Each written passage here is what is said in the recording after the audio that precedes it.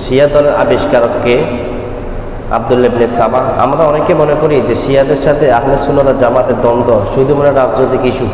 বিষয়টা এরকম নয়, ইসলামের মৌলিক জায়গাতে তাদের সাথে দ্বন্দ্ব। অনেক ভাইয়েরা আছেন শিয়াদের কথা বললে তখন নিজেরা মন খারাপ করেন।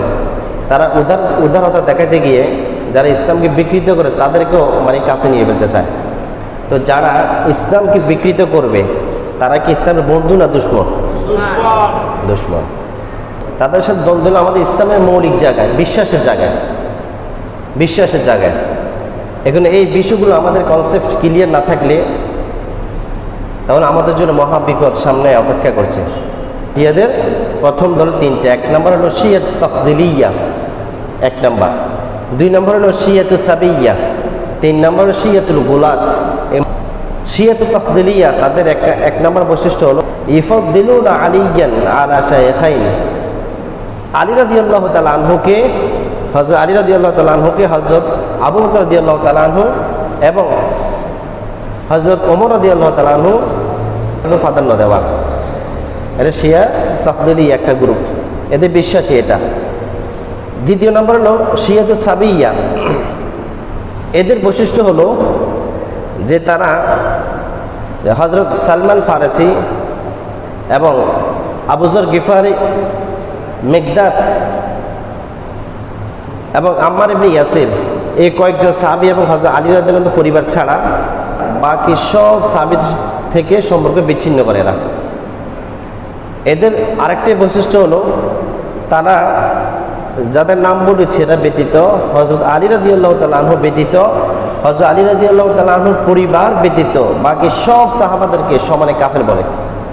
এটি হলো তাদের বৈশিষ্ট্য।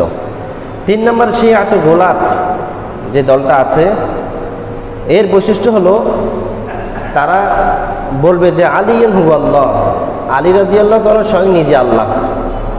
আবার এটাও বলতে চায় আল্লাহ স্বয়ং নিজে আলীর ভিতরে প্রবেশ করেছে। আবার এটাও বলে যে স্বয়ং আলী আল্লাহর ভিতরে প্রবেশ করেছে। নাউজুবিল্লাহ বলেন না। ইমামি বিশ্বাসী একটা কি ইমামিয়া। ইমামিয়া মানে ইসনে আশারিয়া, মানে তারা 12 ইমামে বিশ্বাসী।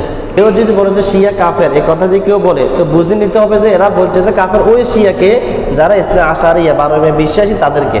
শিয়াতুল গোলাত এটার ভিতরে আবার তিন দল আছে। এক নম্বর হলো ইসনে আশারিয়া, দুই নম্বর ইসমাইলিয়া, তিন নম্বর জাইদিয়া। 12 জন ইমামের ব্যাপারে তাদের বিশ্বাস হলো হুম ইবাদুল্লাহ ইনতিখাবান কাল আম্বিয়া ওয়াল মুরসালিন, হুবহু নবী রাসূলদের মতনই নির্বাচিত বান্দা। যে বিশ্বাস করে তার মধ্যে নাম্বার 1 হলো হযরত আলী রাদিয়াল্লাহু তাআলা আনহু। দুই নম্বরে তারা বিশ্বাস করে হযরত হাসান রাদিয়াল্লাহু তাআলা আনহু, আলী রাদিয়াল্লাহু সন্তান। তিন নম্বরে তারা বিশ্বাস করে ইমাম হিসেবে হযরত হুসাইন রাদিয়াল্লাহু তাআলা আনহু, হযরত আলী রাদিয়াল্লাহু সন্তান।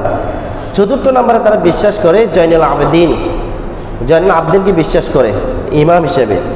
পঞ্চম নম্বরে তারা বিশ্বাস করে ইমাম বাকের, শিয়াদের অন্যতম নেতা। আপনার 6 নম্বরে তারা বিশ্বাস করে জাফর সাদিক ইবনে বাকের। এই ব্যক্তি হলো শিয়াদের একবারে মূল, যত বই লিখেছে শিয়াদের যত গ্রন্থ আছে সব গ্রন্থের মূল হলো এই ব্যক্তিটা, বিকৃত করার মূল কারিগর এই লোকটা। এরপর তারা 7 নম্বরে মুসা কাজিম ইবনে জাফর সাদিক, তাকে ইমাম হিসেবে মানে। 8 নম্বরে তারা মানে আলিয়িন রদা ইবনে মুসা কাজিম, তাকে ইমাম হিসেবে মানে। 9 নম্বরে তারা মোহাম্মদ তাকি ইবনে আলিয়িন রদা আরফি জাওয়াদ, তাকে ইমাম হিসেবে মানে। 10 নম্বরে তারা হাদি, তাদের নেতা এটা। 11 নম্বরে জাকি, এটাও তাদের নেতা। 12 নম্বরে ইমামুল মাহদি। আমরা যাকে ইমামুল মাহদি হিসেবে সম্বোধন করি তার ব্যবহারও তারা মানে, তবে বিশ্বাসের জায়গাটা ভিন্ন, বিশ্বাসের জায়গা ভিন্ন। তারা বলতে চান যে ইমাম মাহদি আলাইহিস সালাম 256 হিজরিতে তার জন্ম হয়ে গেছে, 256 হিজরিতে তার জন্ম হয়ে গেছে এবং তিনি 5 বছর বয়সে এক মানুষের লোক চক্ষুর আড়ালে চলে গিয়েছেন এবং তিনি একটা গুহাতে আছেন, এখনও আছেন এবং তিনি শেষ জমানা বের হয়ে আসবেন। এটা হলো শিয়াদের বক্তব্য। অদ্ভুত প্রক্রিয়ায় জন্ম হয় এবং এরা অদ্ভুতভাবে কার্যক্রম করে। এরা আমাদের অন্তর্চক্ষু, আপনার চর্মচক্ষু সব কিছুর বাহিরে। নাউজুবিল্লাহ করবেন না।